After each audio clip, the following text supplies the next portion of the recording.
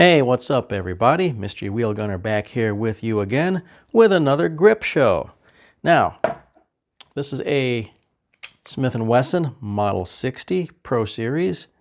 It is chambered in .357 Magnum. It is the J frame, so there's only 5 shots. Obviously it is empty. This is a relatively lightweight revolver, and it's chambered in .357 Magnum, so as you can imagine, the recoil impulse is, shall we say, very pronounced, especially if you go from, let's say, a Smith and Wesson 686, a full-size revolver with a full underlug, and then you go to something like this. That is some pain. When I first got this gun, it came with these wooden grips, and boy, that was not a pleasant experience.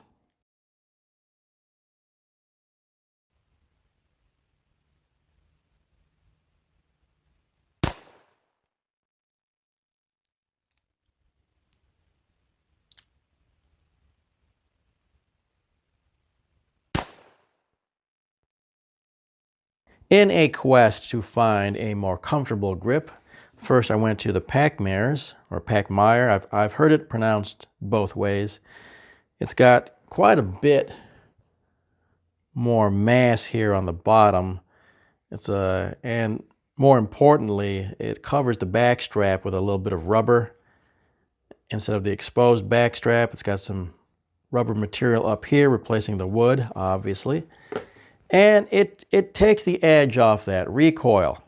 It's still not what I would call pleasant, but at least it's tolerable enough that I can go to the range and practice with it, do a little training, and not absolutely hate my life. That being said, I was taking a look at these Hogue grips for the J-frame, and I noticed, hey, look at that. Did you know that these little J-frame grips, this is the, it's these ones. I don't know if there's a part number. Anyway, oh, here it is. Smith and Wesson J-frame round butt. I make mention of that because Hogue also makes one, I think they're called the Bantam grips. Those are the short ones. These are the longer ones, and they've got that Coke bottle shape. They've got that palm swell. So that's pretty cool. I've always liked the palm swell design. I find them more comfortable. So I figure maybe these will be even more comfortable than these.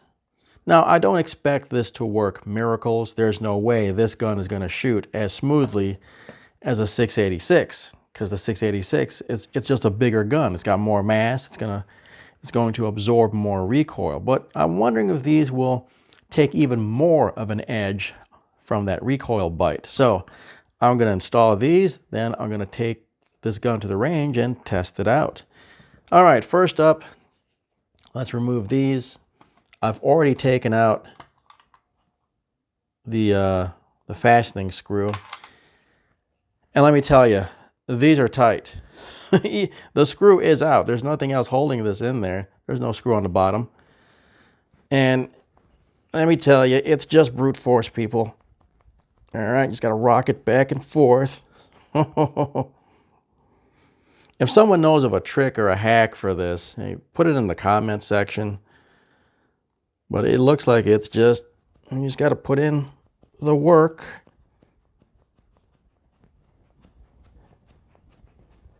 There we go, it's coming free.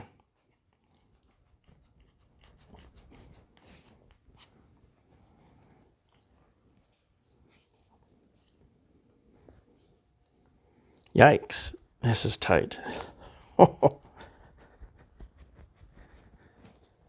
Made even worse by the fact that I got to get it on camera. I mean, you guys, you get the picture, right? I'm going to put this closer to my body so I can get more leverage on it. You don't really need to see the rest of us on camera, do you? You know the process.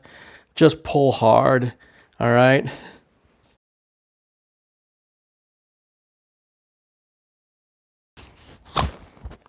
Okay, there we go. Again, it was just Off camera is just me holding this closer to my body so I can get more leverage. And then you just pull, rock it back and forth and pull. Holy cow. Whew. All right. Time to install the Hogue.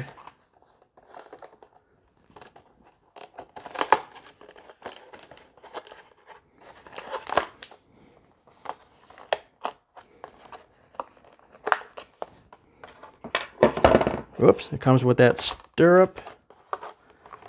And it also comes with this roll pin. That's important because some of these J-frames don't come with a roll pin. Mine came with this. I don't think this came with the roll pin. Oh, maybe it did. It's been a while. Maybe that's it right there.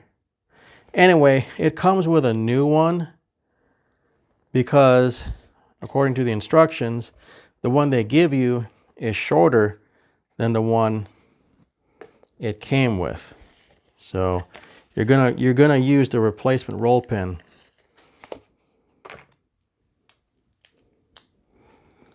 Because it is shorter.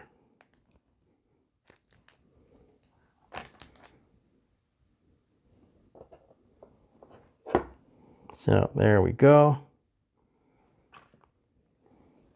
I don't have an armorer's block, so I use this.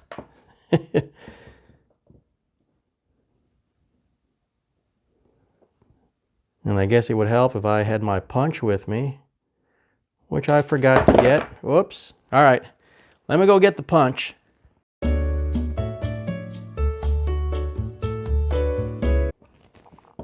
All right, here we go. Got my punch. I believe this is a 1/16 punch. I probably should invest in an armorer's block, but whatever. I'm working with what I got around the house. Get in there.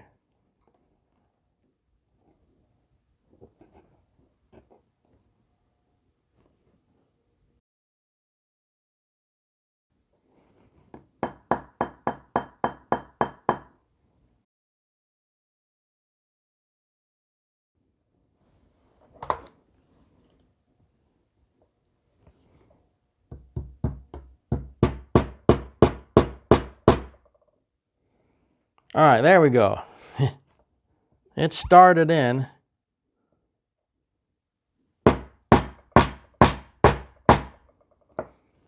There we go. Okay. I don't know if this is the proper way to have done it, but I'm not marring up the gun, so.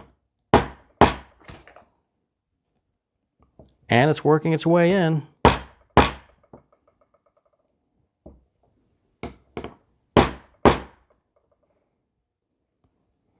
Hey, there we go. I guess I didn't need this punch after all.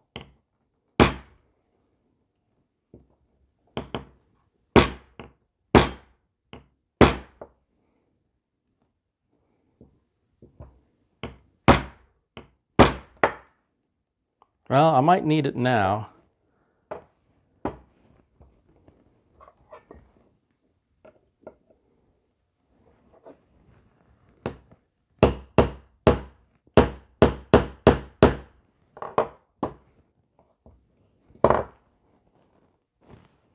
Almost. Hold on, let me adjust the camera.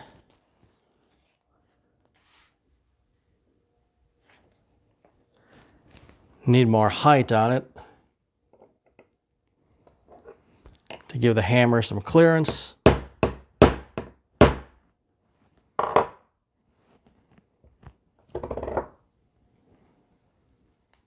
There we go. That looks even on both sides.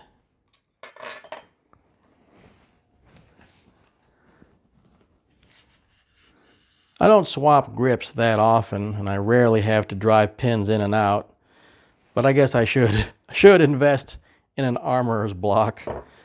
But okay, now that I've got the pin in there and balanced, pretty much the same length on each side. Now for the stirrup, all you gotta do is pull the prongs apart here and slap it over, or slide it over that pin.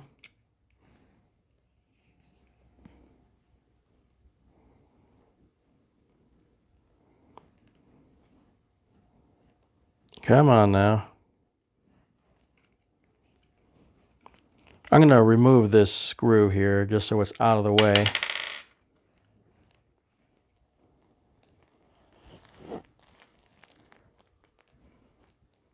As I fumble around,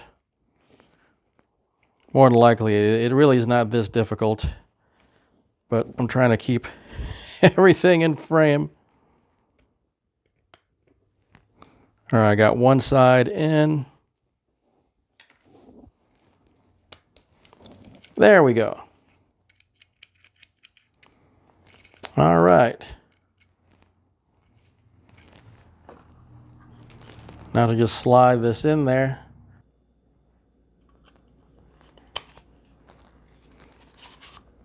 And then, yep, it's sliding right up in there. And there we go.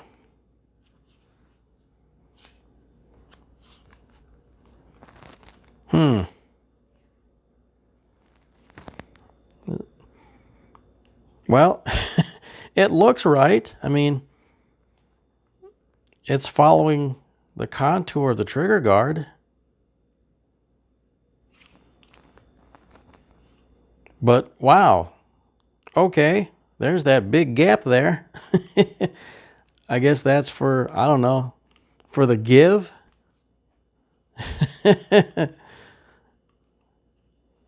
That's a lot of space. But it looks right. I mean, there's no way it's going to go in anymore. Yeah, that's up in there. Okay, I guess that's just the way it is. You're going to have that gap there. Again, it doesn't look right, but all right, well, let's tighten it down.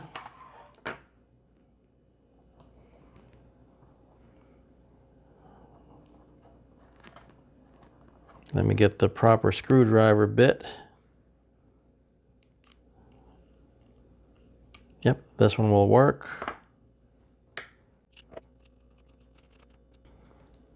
Yeah, it's tight in there. Again, that's just a little worrying. Like, wow, that's a lot of space.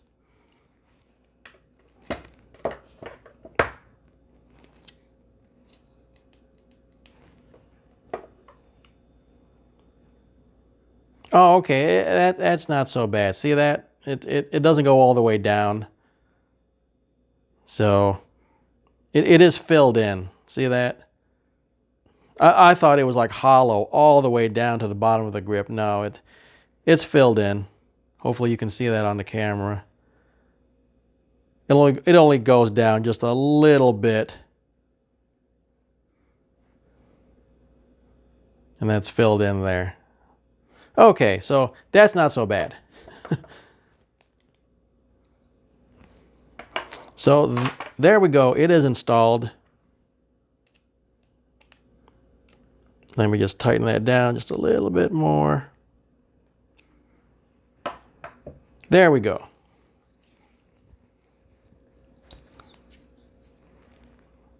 I do like the feel a bit better. I like that that Coke bottle shape. Where's the pack mare? Oh, here it is. Not that the pack mares, I'm not saying these feel terrible. These feel comfortable as well. But it kind of feels like you're holding on to like a miniature baseball bat, you know, like the fat end of the baseball bat. Not that it's bad. Again, I shot this gun with this grip for a little while. It's not bad, but let's see if these are... Yeah, these feel slimmer, but also more... Well, I mean, there's only so much you can tell when you're just holding it at home, especially if the gun is known for its painful recoil impulse. The real test obviously will be at the range, so that's where I'm headed to next. Okay, out at the range on a very cold November day. It is 30 degrees Fahrenheit, so that is below freezing. For those of you who live in those metric countries, 30 degrees Fahrenheit is very cold in Celsius. Now, let me clue you in on something. For those of you who live in more temperate climates, when temperatures drop to below freezing, there's this weird thing called pain amplification. Yes, that's right. The cold actually amplifies the pain that you feel. So today's recoil testing on a very cold November day, yeah, the recoil is going to be extra spicy.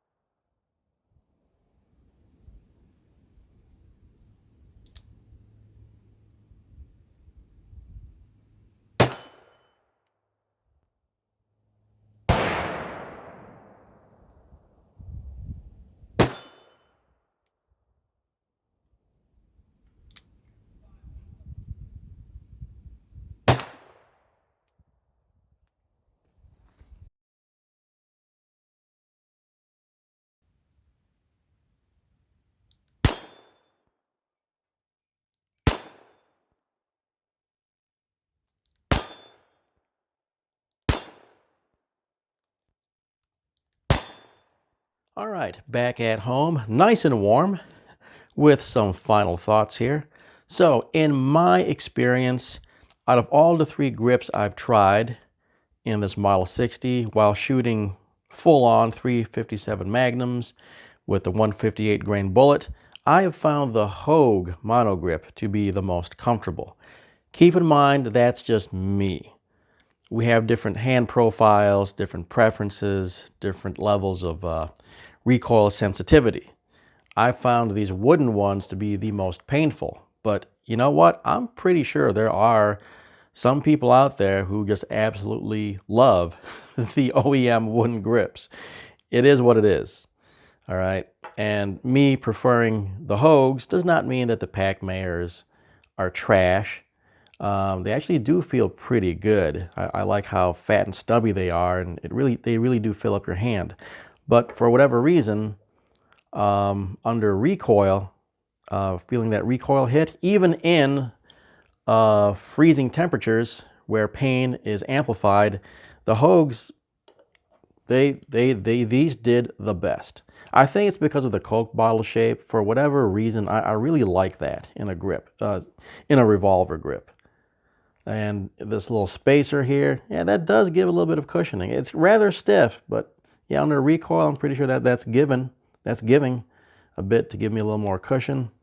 Now, that being said, all right, it's still a very light gun, and 357 Magnum, even though it has been surpassed in power level, you know, these things still pack a hell of a punch, especially in a lightweight gun.